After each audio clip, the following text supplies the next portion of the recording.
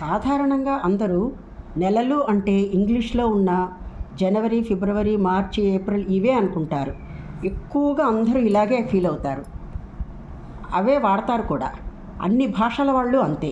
కానీ నెల అంటే తెలుగులో మాసం. అలాగే ప్రతి భాషలోకి తెలుగులోనూ కూడా మాసాలకి పేర్లు ఉంటాయి. అలాగే ఈ మాసాలకి రోజులు ఇంగ్లీష్ నెలల్లో లాగా జనవరిలో 30 రోజులు, 31 రోజులు, ఫిబ్రవరి నెలలో 28, లీప్ సంవత్సరంలో 29 ఇలా ఉండవన్నమాట. అవి తిథుల ప్రకారం ఉంటాయి. అన్ని భాషలకి అంతే. మన తెలుగు భాషలో మాసాలు లేక నెలలు అంటే చైత్రము, వైశాఖము, జ్యేష్ఠము, ఆషాఢము, శ్రావణము, భాద్రపదము, ఆశ్వయుజము, కార్తీకము, మార్గశిరము, పుష్యము, మాఘము, ఫాల్గుణము. ఇవి 12 మన తెలుగు మాసాలు అన్నమాట. ఇలాగే నేను పైన చెప్పేటప్పుడు తిథుల గురించి ఒకసారి చెప్పాను కదా, ఈ తిథుల గురించి మరోసారి చెప్పుకుందామే.